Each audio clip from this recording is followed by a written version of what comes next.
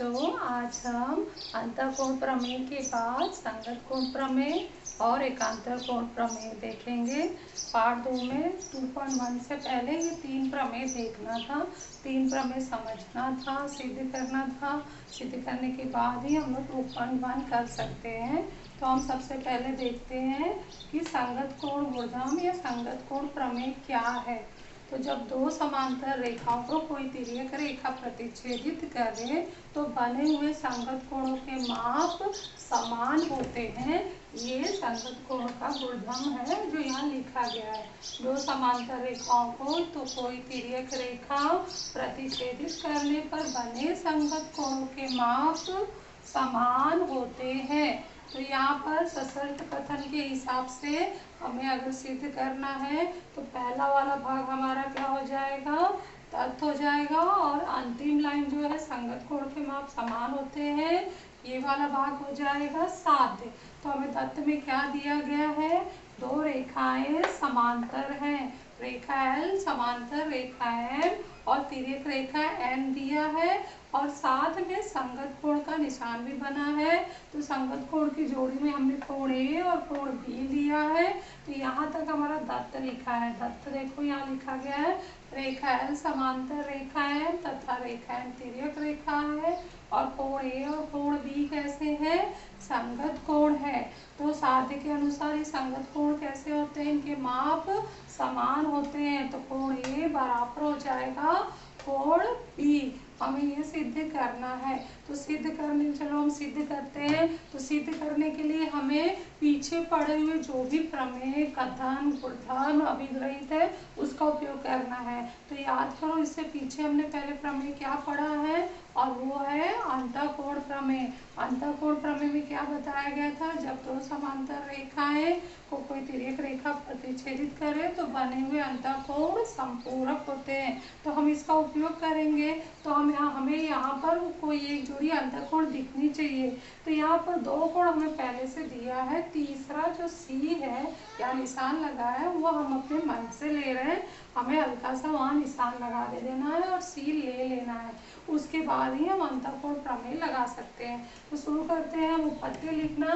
पहला पॉइंट क्या होगा, कोण B तथा कोण C रेखा L और रेखा M समांतर होने की वजह से ये दोनों अंतःकोण है, और दोनों अंतःकोणों का मापों का योगफल बराबर हो जाएगा 180 अंश। कारण होगा अंतःकोण प्रमेय से,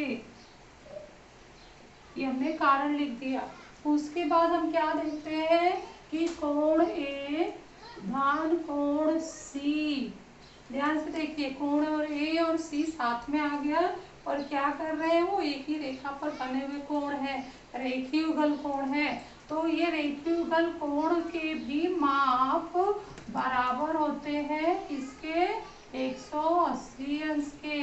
ये पहले से ही बताया गया है कि रेखीय युगल कोण परस्पर संपूरक होते हैं, शीर्षाभिमुख कोण सर्वांगसम होते हैं, संगत कोण समान होते हैं, अंतःकोण संपूरक होते हैं, एकांतर कोण समान होते हैं। ये सब बातें हम इसी पार्ट में थोड़ा याद करें में हम देख लिए हैं, क्योंकि हम ये पहले से पढ़ते आ रहे हैं। तो ये लाइन हमें याद आना चाहिए कि रेखीय युगल कोण संपूरक होते हैं, तो हम कहेंगे ये रेखीय युगल कोण है, रेखीय युगल कोण के गुणधर्म से। ठीक है, अब दोनों समीकरण में ध्यान दो। अगर हम ध्यान देख रहे हैं कि पहले समीकरण में बराबर बीच में लगने से ये बायां पक्ष है, दाहिना पक्ष है, दूसरे समीकरण में भी ये बायां पक्ष और ये दाहिना पक्ष है। और ध्यान से देखें 1 और 2 में, तो दाहिना पक्ष दोनों का भी समान हो गया है। तो जब दाहिना पक्ष दोनों का समान है तो बायां पक्ष भी समान हो जाएगा। तो नंबर 3 पर लिखेंगे, इसलिए कोण B धन कोण C बराबर है कोण A धन कोण C। कारण होगा 1 और 2 से। ये एंड लगा है, इंग्लिश में एंड का शॉर्ट है, और भी बोलते हैं इसको।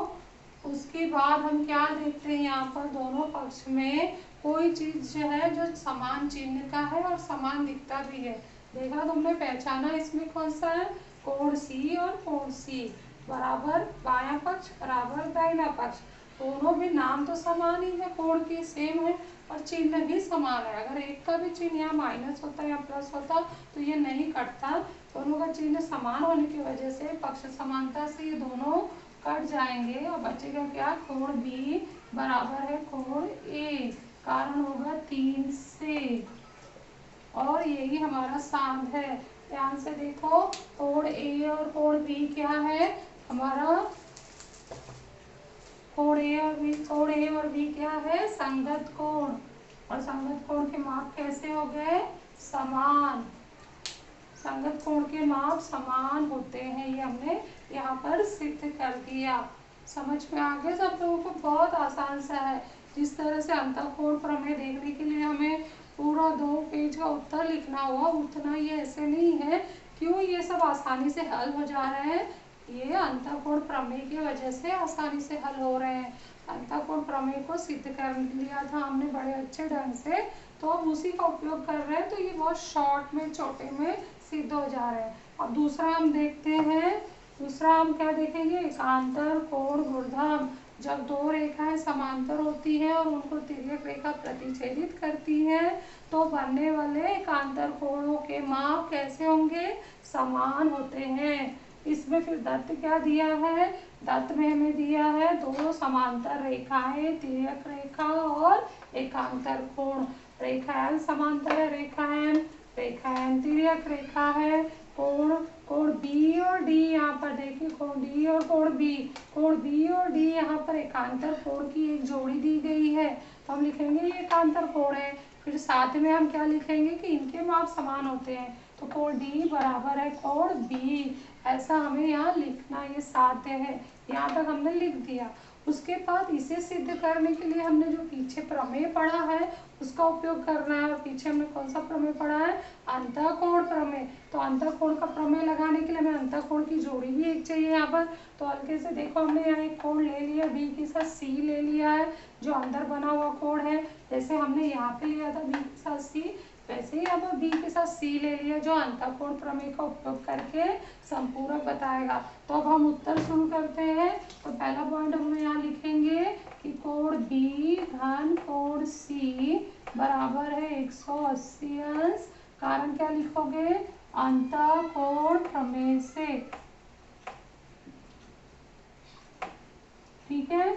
उसके बाद ध्यान से देखो, आकृति में सी जो है डी के पास आ चुका है और वो एक विशेष जोड़ी बना रहा है।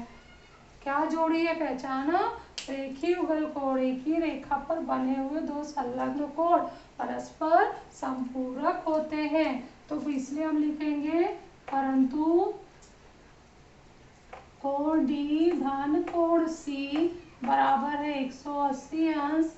कारण होगा रेखीय युगल कोण।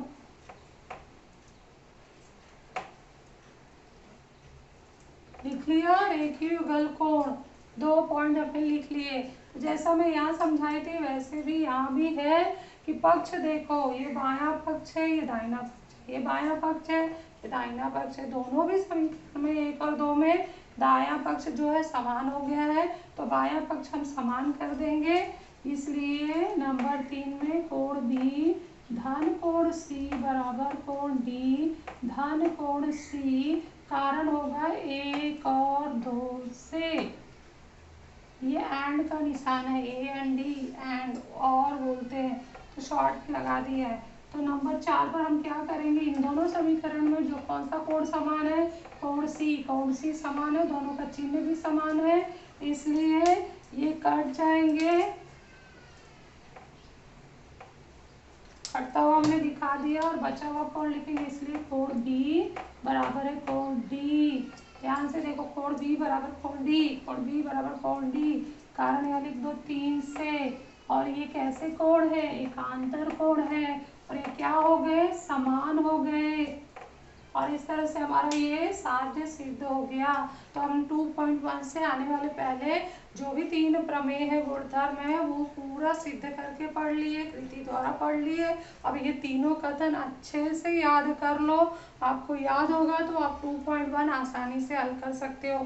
ध्यान दीजिए 2.1 में पीडीएफ के हिसाब से आपका 25% सिलेबस कट हुआ है, तो 2.1 में 5 सवाल है जिसमें से 2 सवाल कट है, 3 सवाल है, 3 सवाल हमें करने हैं, जिसमें से पहला सवाल बहुत ही आसान है। अगर पहला सवाल आप आज देखो तो उसमें यहाँ पर देखो 2.1 में दिया गया है। पहले सवाल में ध्यान से देखो, 2 रेखाएं समांतर हैं और बने हुए सारे मान दिए, बने हुए सारे 8 कोण दिए गए, जिसमें से 1 कोण दिया गया है और 4 कोण निकालने हैं। अगर ऐसे सवाल आते हैं और 1 कोण दिया हो तो हम 7 कोण आसानी से निकाल सकते हैं। बस आप लोगों को क्या याद होना जरूरी है, जरूरी ये है कि संगत कोण के माप समान होते हैं, अंतःकोण के माप संपूरक होते हैं, एकांतर कोण के माप समान होते हैं, रेखीय युगल कोण संपूरक होते हैं और शीर्षाभिमुख कोण सर्वांगसम होते हैं। ये पांचों चीज का उपयोग बारी बारी से कर लो तो तुम 8 में से यदि 1 कोण दिया है तो 7 निकाल सकते हो। तो मुझे लगता है मैंने 2.1 का पहला सवाल समझा दिया है। आप लोग कोशिश करना, बड़ा आसान है, आसानी से कर सकते हो। तो ये दोनों प्रमेय, इससे पहले वाला प्रमेय, ये दोनों प्रमेय लिखकर 2.1 स्टार्ट कर देना है। ध्यान से इसे देखिए और फेयर में पूरा कीजिए।